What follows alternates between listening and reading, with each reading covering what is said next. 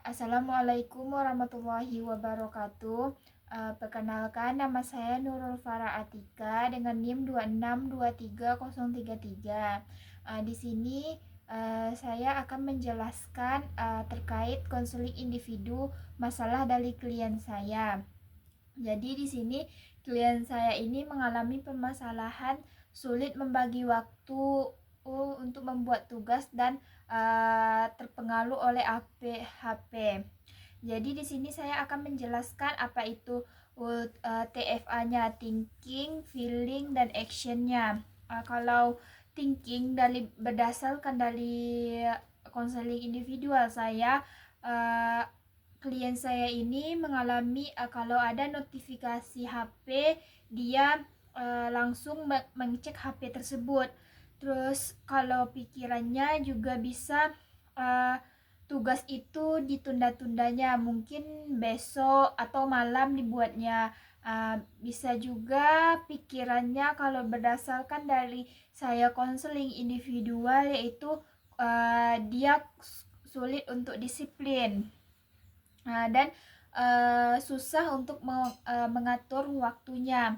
Sedangkan feeling atau perasaan yang di klien saya, kalau menurut saya, yaitu ada rasa malas, panik saat mendekati deadline, adanya cemas, stres, dan lelah. Sedangkan action atau tindakan atau perilakunya yaitu ketika ada notif, dia langsung membuka HP-nya dan men-scroll sampai larut malam, sampai tugas itu tidak dibuat, dan menunda pembuatan tugas.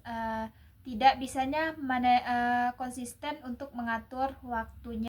Faktor yang dibawa oleh konselor dan klien, yaitu kita masuk kepada faktor yang dibawa oleh klien, baik secara psikologis, sosial, budaya. Jadi kalau psikologisnya yaitu prostinasi akademik, tuh motivasi mengerjakan tugas itu sering berubah-ubah. Bisa juga dengan kesadaran diri yang cukup baik.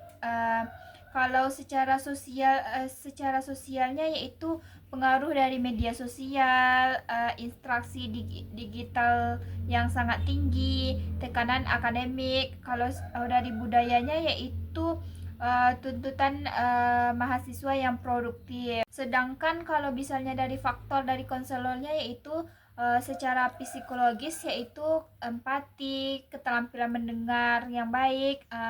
Yang sedangkan kalau yang dari sosialnya yaitu kemampuan untuk memahami bagaimana si klien ini sudah berusaha sebaik mungkin. Sedangkan faktor dari budayanya ini yaitu memahami bahwa budaya generasi saat sekarang dan menghargai nilai dari klien tersebut. Sedangkan di sini kesiapan atau readiness klien dalam counseling yaitu berdasarkan kesadaran masalah, yaitu klien ini sadar bahwa penggunaan HP mengganggu dari produktivitasnya. Kalau motivasi berubah, yaitu klien ingin lebih fokus dan lebih disiplin. Kalau keterbukaan, klien mampu mengungkapkan masalah secara rinci dan mau menceritakan masalah dia. Kalau komitmen, yaitu dia berkomitmen agar dia akan berusaha untuk mengubah walaupun sedikit demi sedikit. Tingkat readiness-nya ini sedang menuju tinggi. Klien berada pada tahap contemplation menuju preparation, yang mana yaitu klien ini menyadari akan masalah dia, dan klien ini ingin berubah walaupun sedikit demi sedikit. Tidak ada salahnya untuk mencoba. Terus dia akan terus mencoba. Kita masuk pada tahap selanjutnya, yaitu tahap konseling dan aspek psikologis.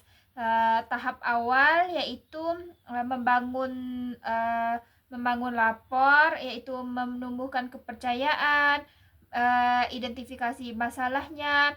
Adapun aspek secara psikologisnya yaitu kecemasan, kepercayaan, rasa aman, keterbukaan. Tahap pertengahannya yaitu tujuannya yaitu mengenali pola perilaku dari kliennya, mengidentifikasi apa pemikiran irasionalnya dan melatih strategi pengolahan waktu. Aspek psikologisnya itu yaitu motivasi. Tahap akhir yang mana tujuannya yaitu evaluasi dari perubahan, penguatan perilaku baru, dan aspek psikologisnya itu kepercayaan diri dan kemandirian dari si klien. Baik, kita masuk kepada karakteristik dan dimensi konseling, yang mana di sini keunikan dan keumuman. Yang mana keunikan dari klien saya ini mau terbuka terhadap permasalahan. Dia memang mau mencari jalan keluar terhadap permasalahannya. Mungkin kalau orang belum mau terbuka, kalau dia sudah mau. Tapi kalau keumumannya, mungkin masalah yang dihadapi oleh klien saya ini dihadapi oleh mahasiswa lainnya. Yang kedua yaitu objektivitas dan subjektivitas, yang mana objektivitas dari klien saya itu yaitu data perilaku nyata dari klien ini, misalnya durasi HP dan deadline dari tugasnya. Sedangkan subjektivitasnya yaitu perasaan stres, cemas, dan kecewa terhadap masalah yang dihadapinya. Sedangkan kita masuk kepada 3 yaitu kognitif dan afektif, yang mana kognitif dari klien saya ini yaitu pola pikirnya yaitu tunggu dulu, kayak menunda-nunda. Sedangkan kalau efektifnya itu cemas kalau misalnya tugas ini belum selesai, terus adanya rasa malas atau panik saat tugas ini mau dikumpulkan besok padahal dia belum membuatnya. Kita masuk kepada kognitif dan ambiguitas dan jelas. Ambiguitas ini yaitu klien saya ini ingin berubah untuk agar polanya itu tidak sama seperti yang sebelumnya. Dia mau mencoba dari hal-hal yang kecil. Kalau jelas yaitu gangguan HP, terutama media sosial atau notif yang berbunyi pada klien saya. Yang kelima yaitu responsibilitas dan akuntabilitas, yang mana responsibilitasnya itu yaitu klien ini mau bertanggung jawab atas perilaku dia. Sedangkan akuntabilitasnya yaitu konselor sebagai pusat untuk mengarahkan si klien ini. Jadi klien ini nanti mungkin dia akan berubah sedikit demi sedikit, mengatur gimana dia cara mengelola waktu agar dia tidak ketedoran ketika deadline tugas, supaya tidurnya tidak berkurang dan dia manajemen waktunya baik dan baik juga bagi kesehatan. Nah, jadi dari yang tadi semua yang dapat saya simpulkan yaitu kasus dari klien saya ini menunjukkan masalah utama berupa prokrastinasi akademik akibat distraksi media sosial, yang mana di sini rendahnya pengendalian diri dari klien saya tadi dan kecemasan akademik dari klien memiliki kesiapan yang cukup baik untuk berubah, sehingga konseling dapat difokuskan pada yaitu manajemen waktu dari si klien itu, dan pendekatan